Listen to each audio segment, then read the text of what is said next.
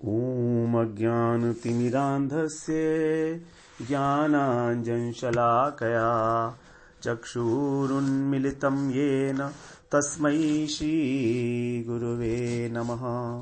वन्देऽहं श्रीगुरो श्रीयुत्पदकमलं श्रीगुरून् वैष्णवांश्च श्रीरूपं साग्रजातं सहगण रघुनाथान्वितं तं सजीवं साद्वैतं सावधूतं परिजनसहितं कृष्ण चैतन्यदेवं श्रीराधा कृष्णपादान् सहगण ललिता श्रीविशाखान्वितांश्च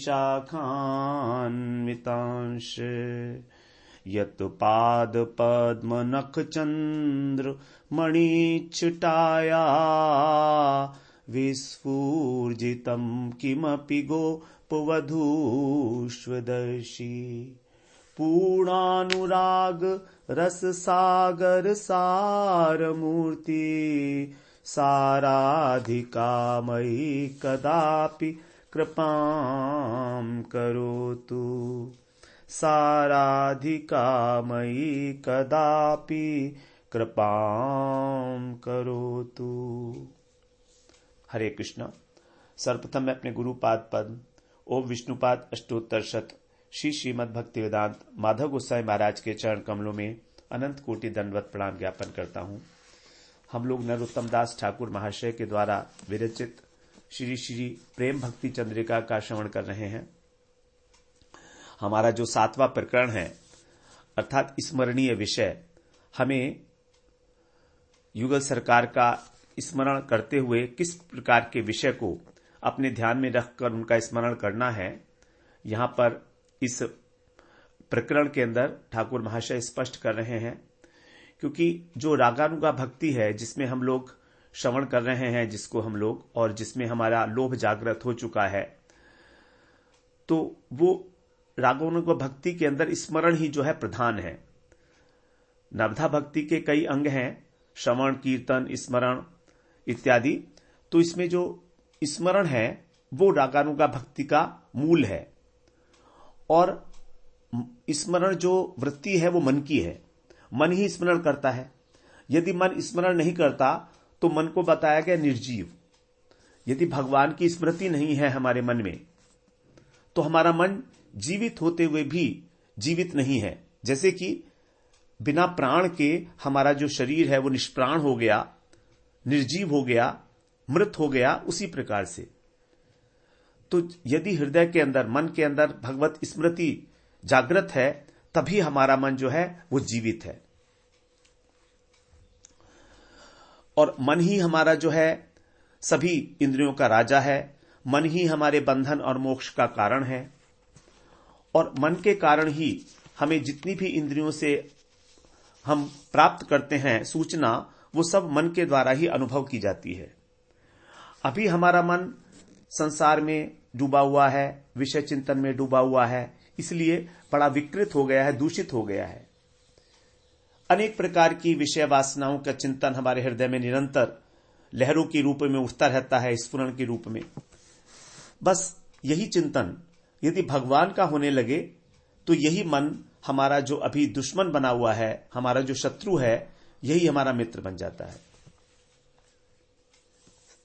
सब मन का ही खेल है।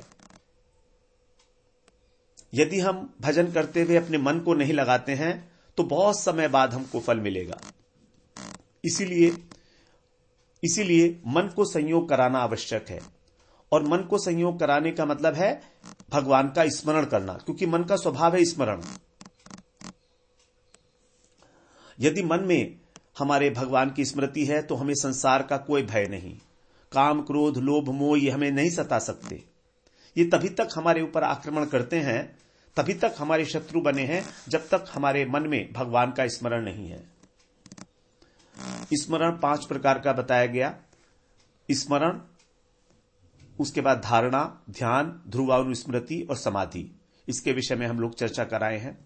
भगवान के नाम का स्मरण होता है, रूप का, गुण का और लीलाओं का। लीलाओं के स्मरण में परिकर भी आ जाते हैं भगवान के, क्योंकि भगवान की जो भी लीलाएं हैं वो अपने परिकरों के साथ हैं। राधा जी के साथ, सखियों के साथ। तो पहले नाम का स्मरण बताया गया, उसके बाद फिर रूप का स्मरण, उसके बाद फिर गुणों का स्मरण और फिर लीला का स्मरण। अब यहां पर नाम का स्मरण मतलब नाम का श्रवण करना, नाम का कीर्तन करना। धीरे धीरे यही जो नाम है, जो अक्षर है, वही अक्षर, ये सामान्य अक्षर नहीं हम लोग श्रवण कराए, ये चिन्मय अक्षर है। ये अक्षर सामान्य अक्षर नहीं है, अक्षर ब्रह्म है। तो नाम का चिंतन, नाम का स्मरण, उसके बाद रूप का स्मरण।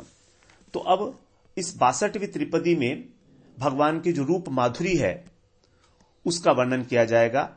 उनकी रूप माधुरी और उनका वेशभूषा किस प्रकार की है, 4 त्रिपदियों में हम लोग विस्तार से इसकी चर्चा करेंगे। 62, 63, 64 और 65, इन 4 त्रिपदियों में भगवान की रूप माधुरी का, भगवान की वेशभूषा की परिपाटी का वर्णन किया गया है। इसको हम लोग थोड़ा एकाग्रता से श्रवण करेंगे, जिससे भगवान की थोड़ी थोड़ी छवि हमारे मन के अंदर अंकित हो जाए। क्योंकि हमने भगवान को देखा तो है नहीं, हम भगवान का स्मरण कैसे करें? जिस चीज को देखा होता है, सुना होता है, अनुभव किया होता है, उसी का तो स्मरण होगा। तो हमने भगवान को देखा नहीं, हमें भगवान का कोई अनुभव नहीं। हां, लेकिन हम भगवान के विषय में श्रवण अवश्य कर सकते हैं। तो श्रवण के माध्यम से लगातार जब हम श्रवण करते हैं भगवान की रूप माधुरी का, भगवान किस प्रकार से उनका स्वभाव है, किस प्रकार से उनकी भाव भंगिमाएं हैं, तब धीरे धीरे एक छवि हमारे हृदय के अंदर अंकित होती चली जाती है और फिर वही छवि जो है हमारे स्मरण का विषय बनती है। तो 62वें त्रिपदी में कह रहे हैं ठाकुर महाशय, जलद सुंदर कांति मधुर मधुर भांति वेद गधि अवधि सुवेश पीत वसन धर आभरण मणिवर मयूर चंद्रिका करुकेश मयूर चंद्रिका करुकेश। कैसा अद्भुत रूप है भगवान का, कैसा स्मरणीय है, किस प्रकार से उनका स्मरण करें। उनकी जो अंग कांति है वो कैसी है, जलद सुंदर कांति। जलद का मतलब जो जल को देने वाला है, अर्थात बादल, मेघ। तो जो नवीन मेघ हैं, वर्षा ऋतु में जो नवीन मेघ आते हैं जिनमें पानी भरा होता है, जल भरा होता है, ऐसे नवीन मेघ की भांति उनकी सुंदर कांति है। और आगे कह रहे हैं मधुर मधुर भांति। मधुर मधुर का मतलब आश्चर्यजनक रूप से उनकी जो छवि है वो मधुराति मधुर है। मधुर मधुर 2 बार आने का मतलब है मधुर से भी अधिक मधुर है। जितनी मधुरता हम इस संसार में सोच सकते हैं, देख सकते हैं, कल्पना कर सकते हैं, उससे भी अधिक कहीं मधुर। मधुराति मधुर, आश्चर्यजनक रूप से मधुर, ऐसी है उनकी कांति। तो मधुर मधुर भांति, भांति का मतलब है शोभा। तो उनकी जो शोभा है, श्री विग्रह की जो उनकी शोभा है वो मधुराति मधुर है। इसके अतिरिक्त अब वेद गधि अवधि सुवेश, और जो विदग्धता है उसकी भी वो पराकाष्ठा है, अवधि। अवधि का मतलब है पराकाष्ठा। तो वेदग्धि की जो पराकाष्ठा है, वेदग्धि का मतलब होता है चतुरता। तो वेदग्धि की जो पराकाष्ठा है, अवधि माने पराकाष्ठा, वो क्या है, उनका सुवेश, अर्थात उनकी वेशभूषा, उनका जो नटवर वपु है, जिसको गोपियों ने वेणुगीत में बताया है, वरहा पीढ़म नटवर वपुः कर्णयो कर्णिकारम। तो उनका जो वेश है, नटवर वेश, वो जो वेशभूषा है वो वेदग्धि की पराकाष्ठा है। ऐसे कृष्ण पीत वसन धर, पीतांबर धारण किए हुए हैं, और आभरण मणिवर, और उनके श्री विग्रह पर मणियों से जटित आभूषण विराजमान है, उनसे वो विभूषित हैं। मयूर चंद्रिका करु केश, और सिर के ऊपर उनके जो केश हैं उनके अंदर मयूर पिच्छ शोभायमान हो रहा है। भगवान की बड़ी सुंदर रूप माधुरी का यहां पर दर्शन कराया गया है। तो भगवान के सबसे पहले विग्रह की कांति बताई, नवीन मेघ की भांति। उस नवीन की मेघ की भांति कांति से उनकी जो शोभा है वो अत्यंत मधुराति मधुर है। उनकी वेशभूषा पराकाष्ठा है, वैदग्धि की, कुशलता की। वैदग्धि माने कुशल। नट जो होता है वो बड़ा कुशल होता है अभिनय में। प्रत्येक विषय के अंदर जो नट होता है वो बड़ा कुशल होता है, तो इसीलिए कहा गया वैदग्धि। पीतांबर धारण किए हैं, आभूषणों से उनका जो श्री विग्रह है वो विभूषित है और केशों में उनके मयूर चंद्रिका शोभायमान है। इस प्रकार से यहां पर इसका वर्णन किया गया। तो यहां पर स्मरण करते करते अब ठाकुर महाशय के हृदय में भगवान के माधुर्य की एक झलक, जो अपने प्रेममय नेत्र हैं उससे वो उस माधुर्य की मूर्ति श्री कृष्ण का रूप माधुर्य का दर्शन कर रहे हैं। माधुर्य शब्द जो है वो बड़ा इंपॉर्टेंट है, जो यहां पर प्रयोग किया गया है। अनेक जगह पर हम लोग माधुर्य के विषय में श्रवण करेंगे। भगवान के जो सभी अवस्थाओं में निरंतर मनोहरता को धारण किए होता है उसी को माधुर्य कहते हैं। साहित्य दर्पण के अनुसार माधुर्य की परिभाषा बताई गई है, जो सभी अवस्थाओं में मनोहर है, मन को हरण करने वाला है। और उज्ज्वल नीलमणि में माधुर्य की परिभाषा बताई है, रूपम किमपि अनिर्वाच्यम तनोर माधुर्यम उच्यते। अर्थात कोई ऐसा रूप जो अनिर्वचनीय है, जिसकी शोभा अनिर्वचनीय है, अर्थात उसका वर्णन ही नहीं किया जा सकता, आश्चर्यजनक रूप से, उसको माधुर्य कहा गया है। सौंदर्य, लावण्य और तारुण्य, ये तीन रसायन है। सौंदर्य, लावण्य, लावण्य का मतलब है जो अंगों से एक विशेष कांति की धारा प्रवाहित होती है उसको लावण्य कहा जाता है। जैसे मुक्ता होता है, मुक्ता के अंदर से एक कांति निकलती है, उस कांति की जो धारा है उसको लावण्य कहा जाता है। तो यहां तो भगवान के श्री अंगों से लावण्य की धाराएं निकल रही हैं, अजस्र रूप से निरंतर अनंत धाराएं प्रस्फुटित हो रही हैं। और तीसरा है तारुण्य। तो सौंदर्य, लावण्य और तारुण्य, जब इन तीन रसायनों का संयोग हो जाता है तब माधुर्य रस अपने विशेष रूप में प्रकाशित होता है। तो श्री कृष्ण का जो मुख कमल है, सबसे पहले उसने सौंदर्यामृत सिंधु में स्नान किया। श्री कृष्ण का जो मुख कमल है, सबसे पहले उसने स्नान किया सौंदर्यामृत सिंधु में, सौंदर्य का जो अमृत था। उसके बाद लावण्य का जो अमृत था उसमें स्नान किया, और इसके बाद तारुण्य अमृत में स्नान किया। यह है तृतीय स्नान। सौंदर्य अमृत, लावण्य अमृत और तारुण्य अमृत। अब जब इस प्रकार के तीन स्नान किए तब कृष्ण के जो मुख की सुंदरता है वो कैसे होगी, उसको बताया गया बिलमंगल ठाकुर के द्वारा। माधुर्य मग्नाननम, अर्थात कृष्ण का जो मुख कमल है वो अब माधुर्य के पारावार में, माधुर्य के समुद्र में निमग्न हो गया। माधुर्य मग्न आननम, आनन माने मुख। तो जो माधुर्य का समुद्र है, जो तीन रसायनों से मिलकर बना है, सौंदर्य, लावण्य और तारुण्य, उससे निमग्न हो गया। इसीलिए कहा जाता है भगवान का जो मुख कमल है वो कैसा है, माधुर्य मग्नाननम। तो माधुर्य रस में जो अवगाहन करते हैं ऐसे रसिक भक्तों के लिए ये जो मुख है यही अनन के समान है। अनन का मतलब जीवन भी होता है, अनन का मतलब जीवन भी होता है। तो माधुर्य मग्न, तो माधुर्य में जो मग्न भक्त हैं उनके लिए अनंत स्वरूप है, अर्थात जीवन स्वरूप है। इस विषय में जो एक रसिक भक्त हैं वो कह रहे हैं भगवान का सौंदर्य कैसा है।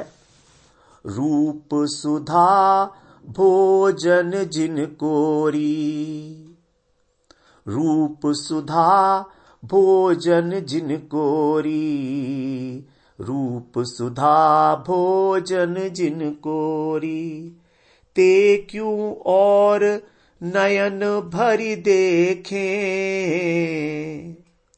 किसी और को देखने की क्या आवश्यकता है। जिनका भोजन कृष्ण के माधुर्य का पान करना है वो किसी और को क्यों देखेंगी। ते क्यों और नयन भरी देखें, दरस आहार प्रयोजन कोरी। उनका दर्शन ही उनका आहार है। नेही नेह बिना नहीं जानत, चातक स्वाति बिना कन कोरी।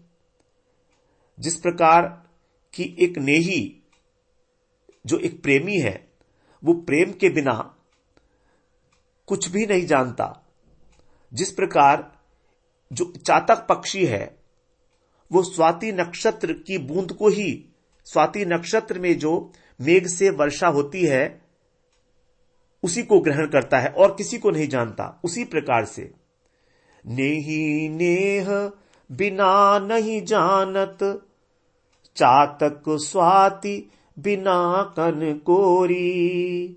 अलबेली अली रसिकन जीवन, अलबेली अली रसिकन जीवन।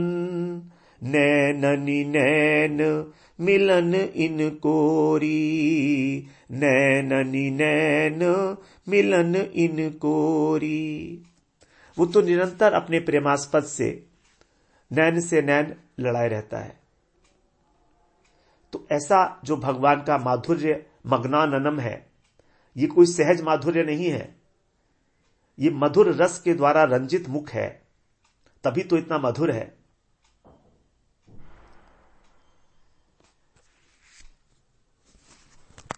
ये भगवान के मुख कमल का माधुर्य है। और सबसे चौथी वाली जो लाइन थी इस त्रिपदी की अंतिम लाइन, उसमें कहा गया मयूर चंद्रिका करुकेश, अर्थात उनके मस्तक के ऊपर जो केश हैं उसके अंदर मयूर चंद्रिका, मोर का पंख शोभायमान हो रहा है। मस्तक के ऊपर जो केश हैं उनके जूड़े के ऊपर मोर का पंख, जो पंखों का जो मुकुट है वो मंद मंद वायु के झकोरों से नृत्य कर रहा है और नृत्य करता हुआ एक विशेष शोभा को प्राप्त हो रहा है। मानो जो मोर पंख है हिल हिल के कह रहा है कि इधर मत आना, इधर मत आना। यहां पर यदि तुम आए तो यहां पर रूप का जो दरिया है, रूप का जो समुद्र है, उसमें बड़े गजब के भंवर पड़े हुए हैं। उन भंवरों में तुम डूब जाओगे। तुम्हारे जो धर्म कर्म की नौका है, तुम जो धर्म का और कर्म का आश्रय लिए हो इस संसार में, वो सब नष्ट हो जाएगा तुम्हारा। क्योंकि इस झोंक में भगवान का जो मुकुट है, पंख, मयूर पंख का, जब वो हिलता है तो मना करता है इधर मत आना, इधर मत आना। क्योंकि ये तुमने इस रूप माधुरी का आस्वादन कर लिया तो इस संसार के लिए किसी लायक नहीं रह पाओगे, धर्म कर्म नहीं कर पाओगे। तुम्हारी जो नैया है, तुम्हारी जो नाव है धर्म कर्म की, वो डूब जाएगी इस सागर में। मोर पंख कर डुले, ढुने कलंगी पुतरी लो वर्जे। अरे यहां रूप कहर दरियाऊ, यहां पर रूप का कहर मचा हुआ है, दरिया है, एक समुद्र है।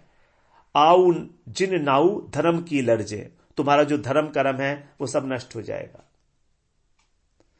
तो जो भगवान का मयूर पिच्छ है उसके विषय में भक्तों ने बड़ी सुंदर सुंदर उत्प्रेक्षाएं की हैं, कल्पनाएं की हैं। कहते हैं ये भगवान का जो मयूर पिच्छ है ये विशुद्ध श्रृंगार रस का सूचक है। ये किशोर वयस, जो भगवान का किशोर अवस्था है उसका शिरोभूषण है। श्रीमद् भागवत पुराण में ब्रह्मा जी, रुद्र, इंद्र, वेद इत्यादि ने जो स्तुति की है भगवान की ऐश्वर्य परक, उसमें कहीं पर भी उसमें कहीं पर भी इस मयूर पुच्छ का वर्णन नहीं है, मयूर पंख का वर्णन नहीं है। ब्रह्मा जी, शिव जी, इंद्र इत्यादि जो भी भगवान की ऐश्वर्य परक स्तुति कर रहे हैं, वहां पर भगवान के इस मयूर पुच्छ का वर्णन नहीं किया गया है। लेकिन सबसे इंपॉर्टेंट बात, जो श्रृंगारवती गोपियां हैं, श्रृंगार रस से अभिभूत गोपियां हैं, और जो यज्ञ पत्नियां हैं, उनके प्रसंग में भगवान के मयूर पुच्छ का वर्णन किया गया है। जब भगवान वंशी बजाते हुए गोचारण के लिए जो है प्रवेश करते हैं वृंदावन में, तब गोपियां उनको अपने भाव नेत्रों से देखकर उनकी अद्भुत वेशभूषा पे मुग्ध होकर यही कह रही हैं। सबसे पहले उनकी दृष्टि जाती है बरहा पीड़म, मयूर मुकुट पे। सबसे पहले उनकी दृष्टि वहीं गई, वरहा पीड़म नटवर वपु कर्णयो कर्णिकारम। क्योंकि मयूर पुच्छ भगवान के श्रृंगार, विशुद्ध श्रृंगार का सूचक है। उसी प्रकार से जो मथुरा के याज्ञिक ब्राह्मण थे, उनकी पत्नियां, जब उन्होंने वृंदावन के अंदर बलराम जी के साथ गोप बालकों से घिरे हुए कृष्ण का दर्शन किया, तो उन्होंने भी सबसे पहले भगवान का मोर पंख देखा।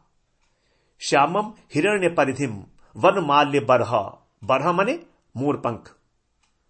उनकी जो श्यामल कांति है अंग की, जो नटवर, जो पीतांबर धारण किए हुए हैं, हिरण्य परिधिम, वन माल्य, जो वनमाला धारण किए हैं, और बरह, बरह माने मयूर पिच्छ।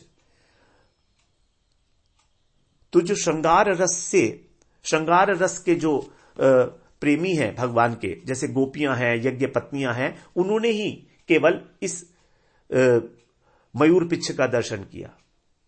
ब्रह्मा जी को दिखाई नहीं दिया, शंकर जी को नहीं दिखा, इंद्र को, वरुण को, इनको किसी को मयूर पिच्छ के दर्शन नहीं हुए। श्रृंगार रस सर्वस्वम शिखी पिच्छ विभूषणम, अर्थात श्रृंगार रस का जो सर्वस्व है वही है भगवान का ये मोर पंख, विभूषण की भांति। तो एक असाधारण चीज है। जैसे कृष्ण के हाथ में वंशी है, उसी प्रकार से उनके शीश के ऊपर मोर मुकुट विराजमान है। यह श्रृंगार द्वारकाधीश का नहीं है। इस श्रृंगार के बिना भगवान अपूर्ण है। सनातन गोस्वामी पाद ने इस बात को कहा है, बिन मुरली वनमाल चंद्रिका नहीं पहचानत नाम। नागरीदास तो कह रहे हैं कि यदि आपके हाथ में मुरली नहीं है, यदि आपके गले में वनमाला नहीं है, यदि आपके शीश पर मोर चंद्रिका विराजमान नहीं है, तो हमको आप तो पहचानते ही नहीं है भाई, आप कौन हो। तो इसीलिए हर जगह पर भगवान के मोर पिच्छ का वर्णन है, जहां पर भी श्रृंगार रस का वर्णन किया गया है। शिखंड मौली बरहावतंसम, इस प्रकार का कई प्रकार वर्णन किया गया है। तो मोर को ऐसा भी कहा जाता है कि एक सात्विक जीव है, और ऐसा भी कहा गया है कुछ के द्वारा, पता नहीं इसमें कितनी प्रामाणिकता है, कि जब मोर श्याम घटा को दर्शन करता है, मोरनी को रिझाने के लिए पंख फैलाकर कांप कांप कर नाचता है, तो उसके जो बीच में एक दो बूंद आंसू की गिर जाती हैं, और मोरनी उन्हीं अश्रु बिंदुओं को चुनकर उसके वंश की रक्षा करती है। ऐसा कहा जाता है। यह बायोलॉजिकली कितना सच है इसके विषय में मेरे को कोई जानकारी नहीं है, लेकिन ऐसा कहा जाता है कवियों के द्वारा। तो इसी गुण के ऊपर रीझ कर भगवान जो है कृष्ण इस पंख को अपने मस्तक पर धारण करते हैं।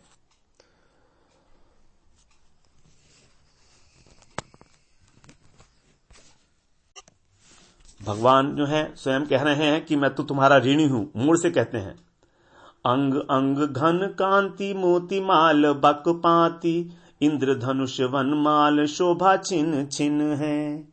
दामिनी की दमकनी है पीत पट चमकनी, मुरली की घोर मोर नाचे दिन रैन दिन है। वृंदावन चंद रिझे, वृंदावन चंद रिझे, रीझ मोई दीजे कहा, रीझ उन्हें दीजे तो रीझ कौन गिन है।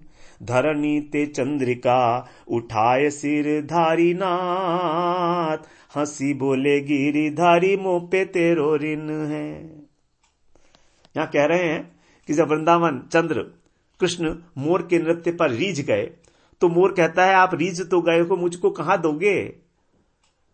अगर तुमने मुझे दिया नहीं तो मैं कैसे मानूं कि तुम मुझ पर रीझ गए हो? तभी भगवान ने जो उसकी चंद्रिका है, उसका जो पंख है, उसको उठा लिया धरती से और अपने सिर के ऊपर धारण किया। हंस के बोलते हैं गिरधारी, मुंह पे तेरा ऋण है, हे मोर मुझ पे तेरा ऋण है। क्योंकि मोर कृष्ण को देखकर नृत्य करता है, मोरनी को देखकर नृत्य नहीं करता। तो मोर के अंदर कृष्ण प्रेम विराजमान है, काम नहीं है उसके अंदर, इसलिए प्रेम के ही ऋणी है भगवान, और सदा से ही प्रेम के ऋणी होते चले आए हैं। तो जो मोर है, कृष्ण दर्शन करने वालों के नेत्रों में सबसे पहले पहुंचकर उनको यह रहस्य समझा देता है मयूर पंख कि देखो भाई, मेरी भांति ये जो मोर मुकुटधारी है ना, इसका जो रास विलास है गोपियों के साथ, ये भी काम गंध शून्य है। इसमें किसी प्रकार की काम नहीं है, अंग संग शून्य है। लेकिन ऐसा होकर भी ये विशुद्ध श्रृंगार रस का विलास है। तो इसके अंदर जो गोपियों के साथ कृष्ण का अंग संग प्रतीत हो रहा है, ये वास्तव में अंग का संग नहीं है, बल्कि अनंग है। अनंग का मतलब है जो अंगहीन है, ऐसे। तो गोपी और कृष्ण, इनके जो मुख हैं, इनके जो हाथ हैं, इनके जो चरण हैं, ये अंग नहीं है, अनंग है, क्योंकि ये सच्चिदानंद है, अप्राकृत है। जीव की भांति कृष्ण में और गोपियों में देह देही का भेद नहीं है।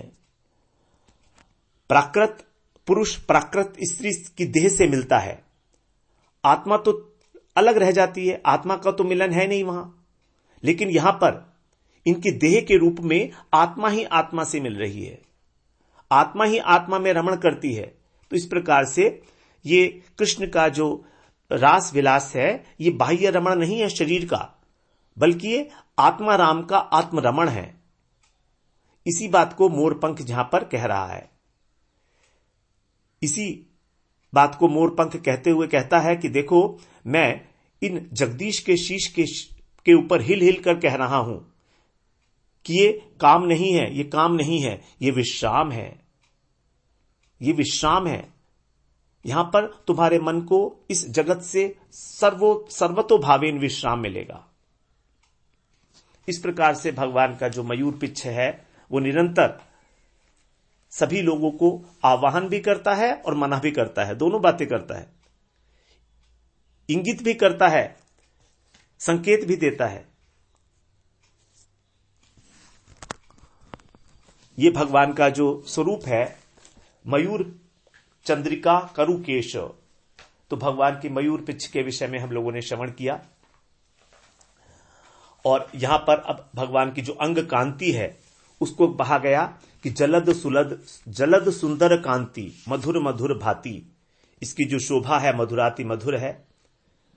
भगवान का जो रूप है उसके अंदर एक मोहिनी शक्ति विद्यमान है, और यदि कहें तो वास्तव में कृष्ण ही एकदम जो है जादूगर हैं, जो मोह लेते हैं। और उनके जो रूप का वर्णन करने वाले हैं रसिक महानुभाव नरोत्तम दास ठाकुर, ये तो वास्तव में शब्दों के जादूगर हैं, भगवान का वर्णन करने के जादूगर हैं। क्योंकि जो रसिक अनन्य भक्त हैं भगवान के, उन्हीं के नेत्रों के समक्ष भगवान का रूप जो है वो दृष्टिगोचर होता है। प्रेमांजन छुरित भक्ति विलोचनेन, प्रेमांजन छुरित, जो प्रेम रूपी अंजन लगाकर अपनी आंखों में भगवान को देखते हैं, उन्हीं को इस भगवान के रूप के दर्शन होते हैं। तो ये भगवान के कृष्ण का जो रूप है वो वर्णन के योग्य नहीं है। विश्व में कोई ऐसी भाषा नहीं कि इसका वर्णन कर सके। लेकिन फिर भी जो प्रेमी भक्त हैं भगवान के, उन्होंने जिस प्रकार से इस रूप का अनुभव किया है, उस रूप का अनुभव करके अपनी भाषा के माध्यम से संक्षिप्त रूप में केवल इंगित मात्र करते हुए जो अन्य भगवान के भक्त हैं, रसिक भक्त हैं, उनके हृदय के अंदर भगवान की उस अप्राकृत माधुरी का कहीं ना कहीं लेश मात्र आस्वादन कराने में समर्थ हो जाते हैं, क्योंकि वो उनके अनुभव की विषय है और अनुभव से बता रहे हैं वो जो भी कह रहे हैं। यहां पर वर्णन जो किया जा रहा है रसिक महानुभावों के द्वारा, वो अनुभव के आधार पर किया जा रहा है। तो छोटी सी बात कही केवल ठाकुर महाशय ने, जलद सुंदर कांति मधुर मधुर भांति। इन्हीं कुछ शब्दों के द्वारा ही उनकी अंग कांति की जो निरुपम शोभा है, उसको हम जैसे जो श्रवण करने वाले हैं उनके हृदय तक पहुंचाने का प्रयास। अब सामान्यतः हम सोचेंगे कि उन्होंने जो शब्द प्रयोग किया है जलद, जलद का मतलब है नवीन मेघ। तो भगवान की जो अंग कांति है वो नवीन मेघ के समान नहीं है, बल्कि उससे भी अधिक मधुराति मधुर। नवीन मेघ की कांति मधुर है, लेकिन यहां पर उसी कांति को कहा मधुर मधुर भांति, अर्थात वो कांति अपने अत्यधिक मधुरतम रूप से भी अधिक मधुर रूप में शोभा पा रही है श्री कृष्ण के श्रीअंग में। श्री कृष्ण के रूप की जो तुलना है वो भक्तों ने अनेक प्रकार से की है। नीले कमल से उसकी उपमा की गई है, नील कमल से। इंद्र नीलमणि से उसकी उपमा की गई है। दलितांजन से उसकी उपमा की गई है। और नव जलधर, जो यहां पर जो कहा गया है जलद, यह नव जलधर इत्यादि अनेक प्रकार से उसकी उपमा की गई है। लेकिन जो अनुभवी लोग हैं वो कहते हैं कि कृष्ण का रूप अतुलनीय है। उनकी तुलना वो केवल स्वयं ही है, लेकिन फिर भी कृष्ण के उस रूप का आस्वादन जो करना चाहते हैं, उसका जो पान करना चाहते हैं, ऐसे भक्तों को यत्किंचित धारणा कराने के लिए रसिकों के द्वारा यह प्रयास किया गया है। जैसे गोविंद दास जी ने अपनी पदावली में कहा है, कुवलय नील रतन दलितांजन मेघ पुंज जिनी वरण सुछांद। यहां पर भगवान की जो शोभा है, अंग शोभा है, उसको 4 प्रकार से यहां पर उसका वर्णन किया गया है उपमा के द्वारा। सबसे पहले कुवलय। कुवलय का मतलब है नील कमल। नील कमल में क्या होता है? कमल में कोमलता होती है, कमल की पंखुड़ी बड़ी कोमल है और स्निग्धता होती है। लेकिन रात के समय कमल जो है वो मुरझा बंद हो जाता है, पंखुड़ियां बंद हो जाती हैं रात के समय। तो इसीलिए यहां पर अब आगे इसको डिफाइन करने के लिए कहा नील रतन। नील रतन का मतलब नीलमणि, इंद्र नीलमणि। तो इंद्र नीलमणि जो है उसकी भांति है कृष्ण की कांति। अब इंद्र नीलमणि जो है उसकी प्रभा, जो उसमें से एक लावण्य की प्रभा निकलती है, वो दिन रात एक समान रहती है। ये बात तो ठीक है, लेकिन उसके अंदर जो कृष्ण के अंगों की कांति है, उसके अंदर जो चिकनाई है वो चिकनाई तो नहीं होती है। तो कमल की कोमलता, स्निग्धता हो गई। नीलमणि के माध्यम से यह कहा गया कि वो हमेशा एक समान रहती है, क्योंकि कमल तो रात को मुरझा जाता है, लेकिन उसमें क्योंकि चिकनाई नहीं होती, इसलिए कहा दलितांजन। अंजन, अंजन जो होता है बड़ा चिकना होता है, लेकिन इस अंजन के अंदर रस तो होता नहीं है। तो रस के लिए कहते हैं क्या है? मेघ पुंज, अर्थात जलद, नव जलधर। तो उसके अंदर जो जल है, जलधर में जो जल है उसको कहा गया रस। तो क्या उसमें इतनी माधुरी है? तो बोलते नहीं, वहां पर भी नहीं है। इन सबको यदि मिला दिया जाए, नील कमल की स्निग्धता, इंद्र नीलमणि की प्रभा, दलितांजल की चिक्कणता और मेघपुंज की सरसता, यदि इन सबको मिला दिया जाए तो भी कृष्ण की कांति के समान नहीं है। क्यों? क्योंकि इसीलिए कहा गया कि वो अतुलनीय है, उसकी कोई तुलना नहीं है। फिर यदि कोई कहे ठीक है, अगर ऐसा है तो यहां पर जलद के साथ दृष्टांत क्यों दिया गया? तो इस संबंध में जो ज्ञानदास जी हैं वो कहते हैं, एक बंगला में इनका प्यार है, वो कह रहे हैं कि रूप देखी लास कालिंदी कूले, अपरूप मेघ कदम्ब मूले, अचल चपला मेघेर गाय, मृगांक रहित शशांक भाई, नाची छे मयूर जलद परी, अलिकुल आछे चांदेर घेरी, आर अपरूप कहिल नहे, जथा मेघ तथा वारी न रहे, हृदय आकाशे उदय करी, नयन युगले बहाए वारी, हेन माने लाया बिजुरी है, जड़ाए था की मेघेर गाए, ज्ञानदास कहे ना कहआन, जे कही लधनी सेते प्रमाण। राधा रानी कृष्ण के रूप का वर्णन कहते हुए कह रही हैं कि हे सखी, देखो तो मैंने जो कालिंदी कूल पर, यमुना जी के तट पर जो कदम्ब वृक्ष है उसकी मूल में क्या रूप देखा है। एक अत्यंत आश्चर्यजनक मेघ, आकाश के मेघ में चंचल विद्युत शोभा पाती है। आकाश के मेघ में कभी कभी बिजली कड़कती है, लेकिन ये वाला जो मेघ है इसके अंग में विद्युत स्थिर होकर विराजमान है, पीतांबर के रूप में। भगवान पीतांबर धारण करते हैं ना, तो वो स्थिर विद्युत है। आकाश के मेघ की गोद में पूर्ण चंद्र देखा जाता है। हम देखते हैं आकाश में एक चंद्रमा है, उस चंद्रमा के अंदर एक कलंक लगा हुआ है, काला धब्बा है। लेकिन ये जो मेघ है जो मैंने देखा कदम्ब वृक्ष के नीचे, वहां पर निष्कलंक पूर्ण चंद्र है, अर्थात उनका मुख, कृष्ण का जो मुख है उसको चंद्रमा से उपमा दी गई है, जहां पर कोई कलंक नहीं है।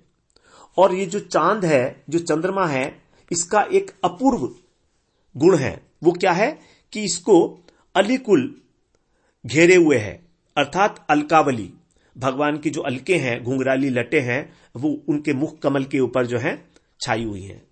ये इसकी विशेषता है। और एक और विशेषता है इस मेघ की, वो क्या है कि मेघ को जब हम आकाश में देखते हैं तो फिर पृथ्वी के ऊपर मयूर नृत्य करता है। जब मयूर आकाश में मेघ को देखता है तो नृत्य करता है, लेकिन यहां पर यह जो मेघ है इसके ऊपर ही मयूर नृत्य करता है, मस्तक के ऊपर, क्योंकि भगवान के मस्तक पर जो मयूर पिच का चूड़ा है वो हिल रहा है, तो वो नृत्य कर रहा है। फिर आगे कह रहे हैं जहां पर यह मेघ है वहां जल नहीं है। जब मेघ आता है तो जल बरसता है, लेकिन ये ऐसा नहीं है। यहां पर जो दर्शक इस मेघ को देखता है उसके नेत्रों में से जल प्रवाहित होता रहता है, अर्थात अश्रु प्रवाहित होते रहते हैं। जो भी भगवान के रूप का दर्शन करता है उसके निरंतर नेत्रों से अश्रुधारा प्रवाहित होती रहती है। इसलिए अब राधा जी बोलती हैं कि ये जो मेघ है इसको देखकर मेरे मन में एक इच्छा जागृत हुई है। वो क्या है?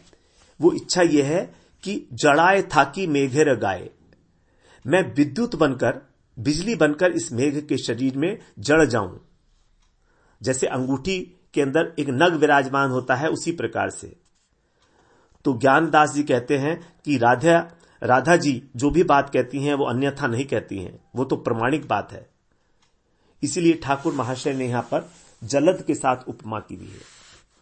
तो ठाकुर महाशय ने यहां पर जलद के साथ जो सुंदर कांति की उपमा दी है भगवान की, उसका कारण यही है कि राधा रानी स्वयं जो है उस मेघ के अंदर बिजली बनकर नग के रूप में स्वयं को जड़ना चाहती हैं। बड़ी सुंदर जो है भगवान के यहां पर वर्णन है सब, जो हम लोगों ने श्रवण किया।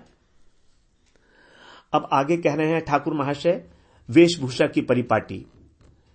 वैदगधि अवधि सुवेश, जो कला विलास में अत्यंत निपुण है, कुशल होता है, उसको बोलते हैं विदग्ध। भगवान जो है विदग्ध हैं, वैदग्धि का सार हैं। तो जिस प्रकार की वेशभूषा से भगवान भूषित हैं, उनसे पता लगता है कि वो कितने निपुण हैं, केली कला में कितने निपुण हैं। क्योंकि रूप रस की भी विशिष्टता है, रूप की, वेशभूषा की परिपाटी, इसके अंदर भी विशिष्टता है, और भगवान की भाव भंगिमा, तीन चीजें, रूप, वेश और भाव। इसीलिए भगवान यहां पर कृष्ण को, जो किशोर अवस्था में हैं, उनको कहा जाता है अद्वितीय हैं, धीर ललित नायक हैं।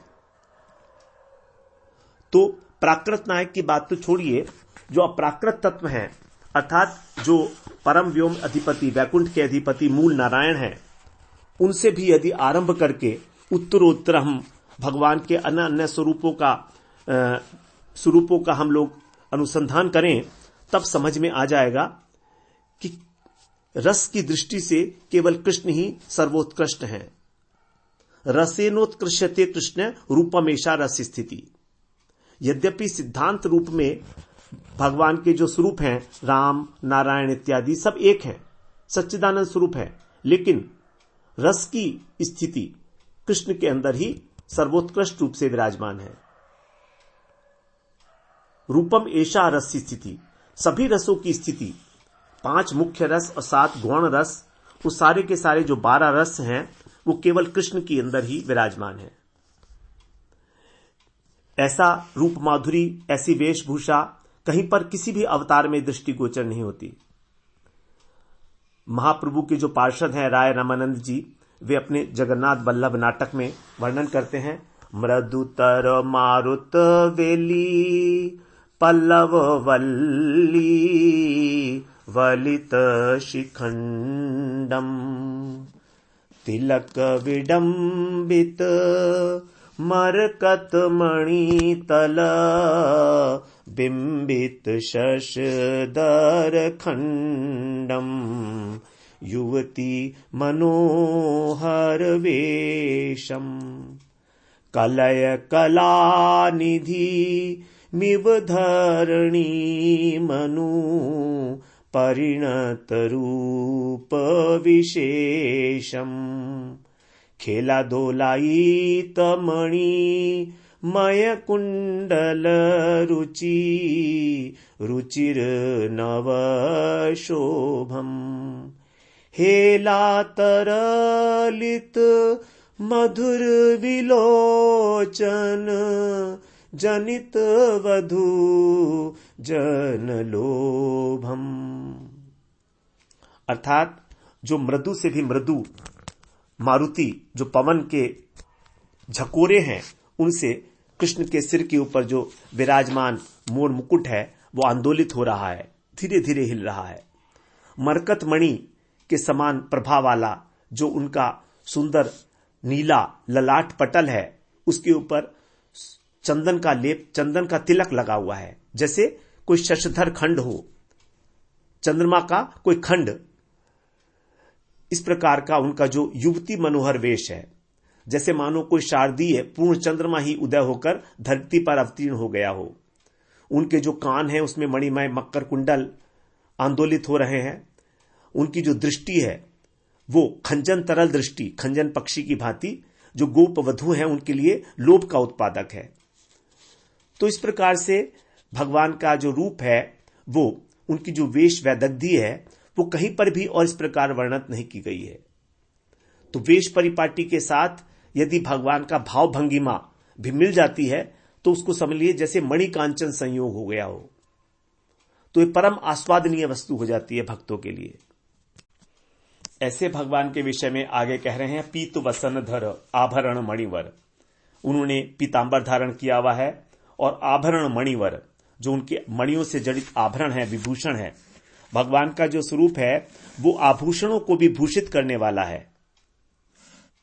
भूषण भूषणांगम, उद्धव जी ने यह बात कही है कि भगवान का जो रूप था वो आभूषण को भी भूषण करता था।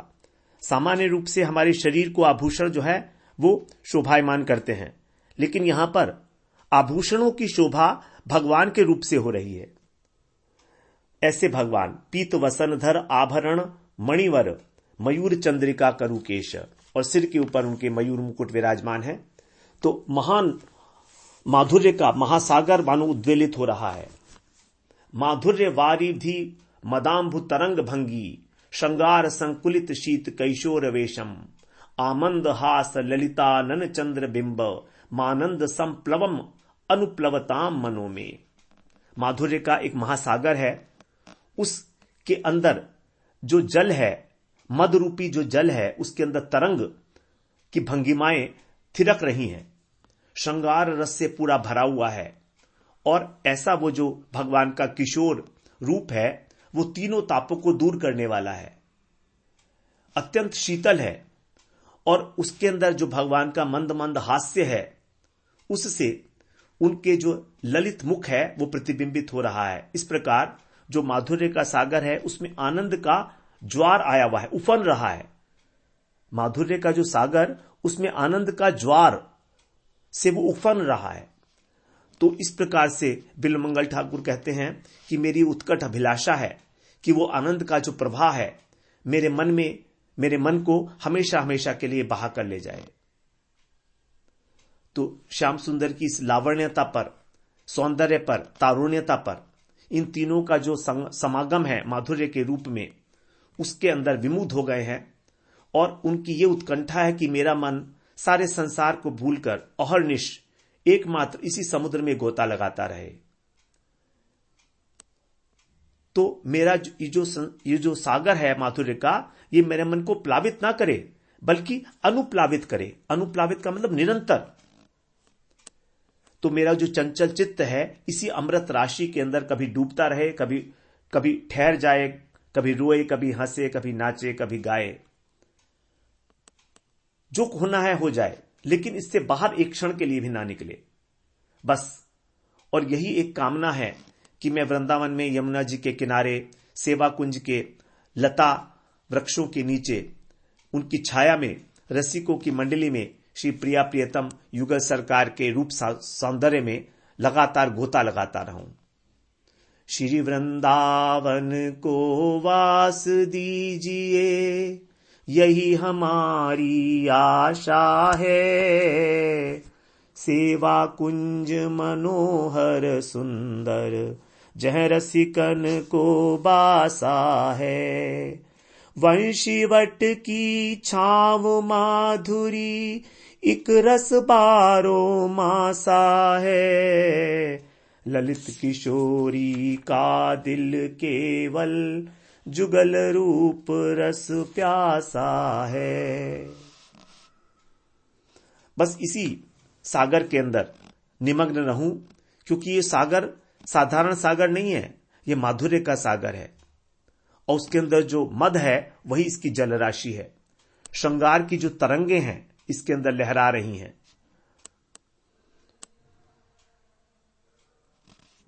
तो कृष्ण की जो मूर्ति है उसका माधुर्य सीमा रहित है और समुद्र की भांति है।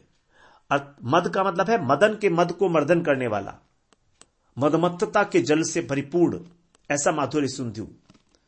तो वो माधुर्य सिंधु सबसे पहले चित्त को आकर्षण करता है, और फिर उस मादक गुण के कारण जो उसका पान करता है उसको मतवाला बना देता है। मतवाला बनाकर उसकी सुध बुध नष्ट हो जाती है, उसका तारा धर्म कर्म नष्ट हो जाता है। अब इस रूप सिंधु का जो जल है, मद रूपी जल, इसको पीने वाले की क्या दशा होती है वो बता रहे हैं। जाको मन मोहन दृष्टि परे, जाको मन मोहन दृष्टि परे, सो तो भरो साधन को आंधरो, सूझत रंग हरे ही हरे। जड़ चैतन्य कछु नहीं सूझत, जित देखे तित श्याम खरे। विवल विकल संभारन तन की, घूमत नैना रूप भरे। करनी अकरनी दो विधि भूले, विधि निषेध सब रहे धरे। नर हरिदास ते भये बावरे, जे यह प्रेम प्रवाह परे। जो इस प्रेम के प्रवाह में पड़ गए उनको कुछ नहीं सूझता, वो तो बावरे हो गए। तो जो भगवान के माधुर्य का सिंधु है ये शांत नहीं है, इसमें निरंतर तरंगे उठती रहती हैं। जैसे यदि मान लीजिए जल है, उस जल के अंदर यदि कोई मादक द्रव्य मिला दिया जाए, कोई मधुर मादक द्रव्य मिला दिया जाए, तो क्या होता है, जब वो जल स्थिर होता है तो उसके नीचे बैठ जाता है तले में। लेकिन और फिर उस जल के अंदर उसको जब पिया जाएगा तो उसकी मधुरता का जो है इतना आस्वादन नहीं होगा, उसकी मधुरता का, उसकी मादकता का, क्योंकि जो द्रव्य था मादक द्रव्य वो तो नीचे बैठ गया तले में। लेकिन यदि जल को हिला दिया जाए तो फिर वो विशेष रूप से मधुर और मादक हो जाता है। उसी प्रकार से जो कृष्ण का जो माधुर्य सिंधु है ये शांत नहीं है, ये तरंगायित है। इसमें दो प्रकार की लहरें उठती रहती हैं, रूप की और मद की। रूप की और मद की लहरें उठती रहती हैं। उस लहरों के कारण तो इस श्याम सिंधु के जल में तीन गुण हो गए। एक तो रूप का मधुर, रूप की मधुरता, उसके बाद मद का जो है वो मद के कारण ये नशीला हो गया है, और शीतलता। तो सबसे पहले मधुरता जो है वो जीव को लुब्ध करती है, क्योंकि हमें हमेशा मीठी चीज पसंद आती है। उसके बाद फिर वो मद को पिलाकर उसको क्षुब्ध कर देती है, और यही मद जब अत्यधिक मात्रा में पी लिया जाता है तो उसका जो ताप है जीव का वो शीतल हो जाता है, संसार का जो ताप है वो नष्ट हो जाता है, तो शीतलता प्रोवाइड करता है। तो इस प्रकार से ये भगवान का, कृष्ण का जो लावण्य समुद्र है, जो माधुर्य समुद्र है, निरंतर तरंगायित होता रहता है रूप और मद की लहरों से। और इस सिंधु की एक और विशेषता बताई गई है, वो है आनंद संप्लवम, अर्थात जो आनंद है यही इसका प्रभा, इसी से प्रभावित रहता है। ये तो माधुर्य सिंधु है और आनंद है प्रभा स्वरूप। जो इसके अंदर प्रवाह हो रहा है निरंतर, वो आनंद का प्रवाह है। तो ये उमड़ उमड़ के आनंद का प्रवाह नित्य निरंतर वृंदावन को आप्लावित करता है। तो इस आनंद सिंधु की यदि एक सीकर, यदि एक छींटा भी किसी भी प्राणी को ब्रह्मलोक तक, ब्रह्मा जी तक पर्यंत, अखिल ब्रह्मांड में किसी को भी प्राप्त हो जाए तो वो उसके प्रति आकर्षित हुए बिना नहीं रह सकता। तो यहां पर ठाकुर महाशय ने कृष्ण की जो वैदग्ध्यपूर्ण वेशभूषा, उसकी परिपाटी का वर्णन किया और बताया कि किस प्रकार उनका जो नव जलधर रूप है, नव जलद के रूप में उसको भी लजाने वाला उनका जो श्यामल अंग है, उसके ऊपर विद्युत की भांति उज्जवल पीतांबर जो है लहरा रहा है। उस पीतांबर के साथ साथ उनके श्री अंग के ऊपर जो अत्यंत विचित्र श्रेष्ठ मणिरत्न हैं, उनके आभरण शोभायमान हैं, अथवा उनके जो गले में कौस्तुभ मणि विराजमान है, उनके मस्तक के ऊपर मयूर पुच्छ का चूड़ा विराजमान है। एक बार नीलाचल में महाप्रभु को सागर के तट के ऊपर पुष्पोद्यान में वृंदावन की स्फूर्ति हुई थी। तब वे गोपिकाओं के आवेश में वृक्ष लता इत्यादि से कृष्ण के विषय में पूछते पूछते कदम्ब के नीचे कृष्ण के दर्शन किए उन्होंने, कदम्ब वृक्ष के नीचे, और मूर्छित हो गए। जब मूर्छा दूर हुई तब उन्होंने भगवान की अपूर्व रूप माधुरी का जो है आस्वादन किया और उसको बताया। चैतन्य चरितामृत में उसका बड़ा सुंदर वर्णन किया गया है। नव घन स्निग्ध वर्ण दलितांजन चिक्कण इंदिवर निंदि सुकोमल, जिनि उपमा गण हरे सभार नेत्र मन, कृष्ण कांति परम प्रबल, कहो सखी की करी उपाय। हे सखी बताओ तो मैं क्या उपाय करूं, मैं क्या उपाय करूं। क्या है? कृष्णाद्भुत बलाहक मोर नेत्र चातक, ना देखी प्यासे मरी जाए। कि कृष्ण का जो है अद्भुत रूप, उसको देखकर मेरे जो नेत्र हैं वो चातक की भांति हो गए हैं, और यदि नहीं देखते तो प्यासे ही मर जाएंगे। सौदामिनी पीतांबर स्थिर रहे निरंतर, मुक्ताहार बक पाती भाल। उनके श्री विग्रह के ऊपर पीतांबर विराजमान है स्थिर रूप से, और गले के अंदर मुक्ताहार, मुक्ता की माला पहने हुए हैं।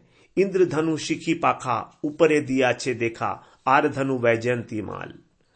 इंद्रधनुष की भांति जो है मयूर पिच उनके सिर के ऊपर विराजमान है, और गले के अंदर वैजयंती माल भी है। तो भगवान अनेक प्रकार की मालाएं एक साथ धारण करते हैं। मुक्ता माला भी है और फिर वैजयंती माला भी। मुरलीर कल ध्वनि वेणु नाद कर रहे हैं, मधुर गर्जन सुनी, वृंदावन नाचे मोर चय। वृंदावन में मयूर उनकी वंशी ध्वनि को सुनकर नाच रहे हैं। अकलंक पूर्ण कल, लावण्य ज्योत्सना झलमल, चित्र चंद्रेर ताहते उदय। जो कृष्ण का मुख चंद्र है वो अकलंक है, इसमें किसी प्रकार का कोई कलंक नहीं है उस चंद्रमा में। ऐसा चंद्रमा मुख कमल लावण्य की ज्योत्सना से झलमल कर रहा है। लीलामृत वरिषणे सिंचे 14 भुवने, हेनो मेघ जबे देखा दिलो। ये जो है लीलामृत का वर्षण कर रहे हैं, और 14 भुवन उससे सिंचित हो रहे हैं उनके रूप लावण्य से। दुर्वैव झंझा पवने, मेघ नीलो अन्य स्थाने, मरे चातक पीते न पाइलो। कह रहे हैं कि जो पवन है वो चल रहा है, पवन से उनका जो मयूर मुकुट है वो हिल रहा है, और मेघ नीलो अन्य स्थाने, और मेघ जो है वो कहीं और स्थान पर चला गया, अर्थात अब स्फूर्ति में विराम आ गया।